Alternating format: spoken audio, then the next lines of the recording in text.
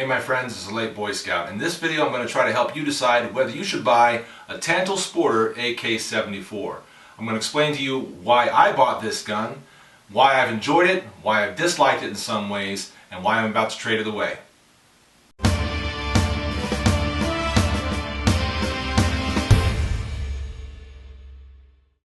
So the Tantal Sporter AK-74 from Century Arms. As I said, I am about to trade this gun away, so this is going to be my formal review on the gun. So, why did I buy this gun? Why should you maybe buy one of these guns if you come across one? Maybe why should you maybe avoid it? And what kind of fun are you going to have with it? What kind of challenges might you have with this gun? Let's try to explain all that stuff in this short review.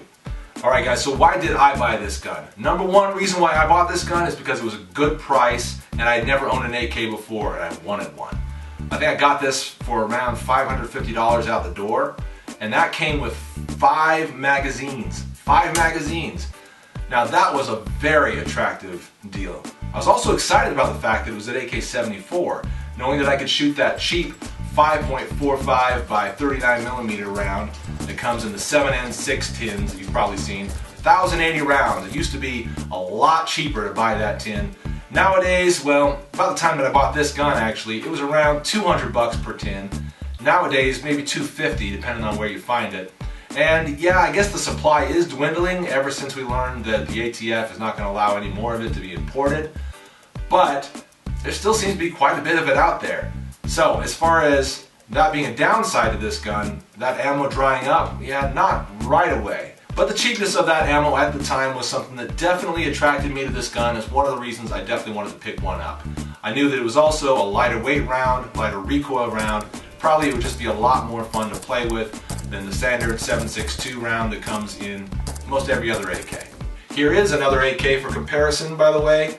This is an OPAP AK-47. It does shoot that 7.62 by 39 round. You can see there are some differences in the way those magazines are curved due to the shape of the bullet in each one of those guns. There are a lot of other things I could say about the OPAP that I'm going to leave out for now because this is a review of the Polish Tantal, so let's get back to that. As I said before, one of the main reasons I bought this gun is because I had never owned an AK before. So 550 bucks for an AK out the door, ready to go, was very attractive to me.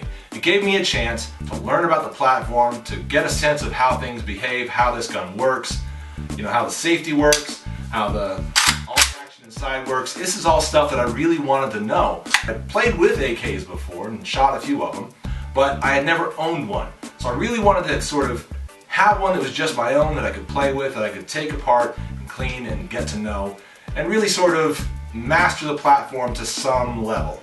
Now another interesting thing about this Tantal Sporter is the magazines that it came with. This is just one of 5. It is black. 3 of the others are black. But the 5th one is this gray sort of Parkerized looking magazine. Now I believe they are all steel. I don't know what country they originate from. I assume Poland, but I don't know about that. However, they all seem to work flawlessly. I've shot the gun with all of them. And yeah, they're working really well. I will mention though that you can see on this one how it's all shiny right here and on the other side. And that's due to the fact that 2 of the magazines, 2 of the 5, were very, very tight fits when I first bought the gun. So I went ahead and sanded that area down on both sides. It solved the problem and made it so these magazines fit in there really easily. They're still just the right amount of snugness, but they also come out pretty easily as well. Another very cool accessory that came with this Tantal Sporter is this right here. It's a bipod. It clamps on just like that. You put it up here on the front of the gun, I believe right there. Yeah, I think that's right. And then you lay that thing down in the dirt, you've got a nice resting bipod for it. This thing works really well, creates a pretty nice stable platform. And again, they just throw that in with the gun. It's very cool. The sights on the gun are standard AK sights. They work wonderfully. You can get a little sight pusher to push that post side to side right there. It works really well. It also turns that front sight up and down, kind of screws it up and down, so you can get your windage exactly where you want it to be and your elevation exactly where you want it to be, and turn this actually into a very accurate gun. And I think I've proven that in some of the shooting I've done before and some of the videos I've released. This can be a very accurate gun and pretty darn easy to shoot. One of the things that I initially thought was going to be a downside is this buttstock right here, this wire folding stock. Now it's very cool, and there's a little lever right here that releases it and allows it to turn and fold in like that. Can be fired very easily from this position. You can take the safety off and on pretty easily while the stock is in that position. So again, that's pretty cool. But like I said, I thought this was going to be a big downside, having this wire stock on here, and that it would be very difficult to shoot, or at least shoot accurately. Not so. Your cheek weld is a little different. Like you're welded kind of low on your cheek, which is not really where I want to be. I want it to be kind of up here, you know, kind of up higher. But in order to get your sights aligned, your cheek pretty much ends up welded right about here, which isn't perfect, but it works if you get used to it, spend some time getting used to it. And I think I got used to the cheek weld on this gun.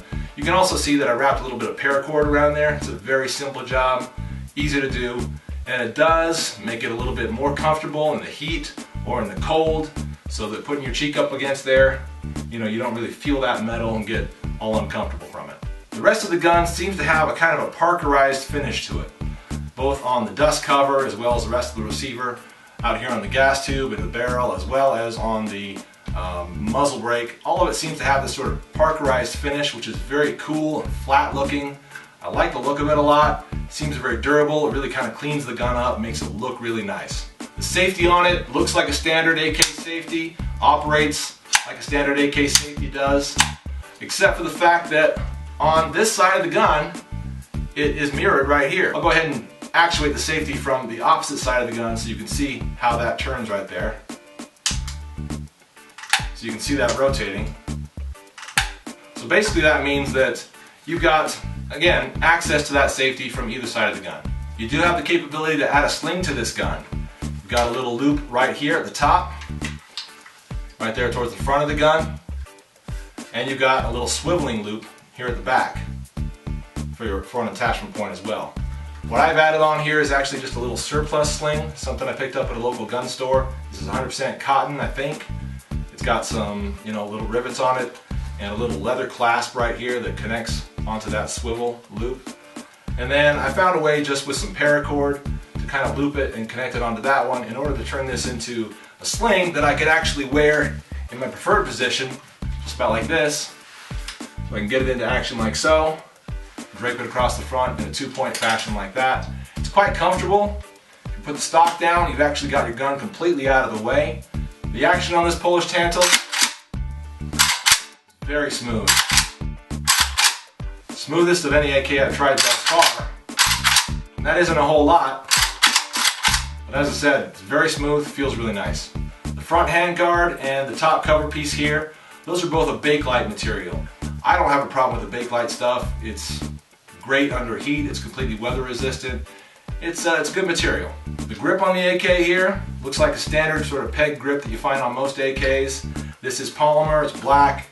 It's yeah, it works, and I don't know, I would rather replace that with something else, probably the new Magpul one, or you know, whatever else there is on the market. But it works just fine, and if you don't want to spend a lot of money upgrading your gun, it's going to be perfect for you. Now, I have loved shooting this AK-74. It's so soft shooting, it's extremely lightweight, it's very, very accurate. There's a lot of great things about this Tantal Sporter from Century Arms, and yeah, I recommend it if you're in the market for some kind of an AK and you have an opportunity to pick one of these up. Yeah, I definitely recommend this as a gun. It's fantastic. But also, I am planning on trading this gun away for a couple of reasons. Number one, I think the gun that I'm trading it for is a little more interesting, and I'll show you that gun in another video. Number two, there are some downsides to owning and shooting an AK-74, and I'll talk about those now.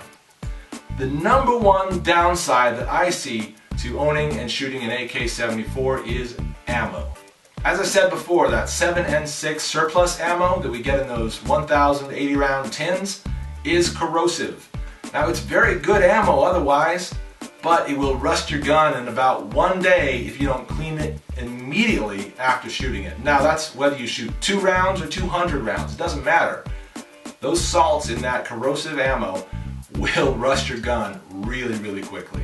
And I see that as a big downside for shooting this gun or choosing this gun. Some of you guys are happy to clean your gun immediately after you get home from shooting. I like to spend more time shooting and then just get home, put the guns away and go to bed, but that's just me. So yeah, that 5.45 ammo is corrosive, but more than that, it's very similar to the 5.56 ammo that I shoot in my AR-15. And I already feel like the AR is a more versatile platform, a little more modular and just kind of better all around. So why would I spend a lot of time stocking up on and using this ammo when this one works pretty much just as well? If this gun does everything this gun can do a little easier and a little better, then why hang on to this gun? So if I were to boil down the reasons why I'm willing to get rid of this Polish Tantal, it would probably come down to the fact that, number one, I don't like cleaning my gun all that often.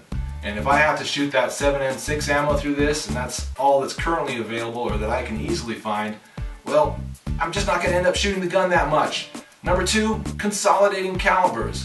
Not having to stack up on so many different types of rounds. If I could get rid of this gun and then only have to stack up on 223 or 5.56 for my AR in the future, that makes a lot more sense, I think. And number three, yeah, the gun I'm trading it for is a little bit more attractive to me. I feel like I'm getting a good value, getting a lot for the trade, and that's basically what it boils down to. But setting aside all the reasons why I've chosen to get rid of this Polish Tantal, should you get one for yourself? Well, again, if you can get one for about the price that I got this one for, with 5 magazines, that bipod, and all the other cool features that this gun comes with, well, I was sold on it, and I think you would be too, because it's a great gun. The ammo that it shoots is still pretty affordable when you can find it. It's a very fun to shoot gun. Again, super lightweight. I do like that Warsaw length stock on it that folds up. It is just a really cool gun. I've had a lot of fun with it. And I think you probably will too if you decide to pick one up. Alright guys, that's been my review of the Tantal Sporter from Century Arms. I love this gun, but I am going to let it go. I'm Late Boy Scout, see ya. So what are some of the downsides of choosing this as an AR trainer? Well, for one thing, it's totally different ballistics. It's a .22 long rifle, not 223. So if you want to get familiar with how your gun operates at 100 yards, this is not the gun for that.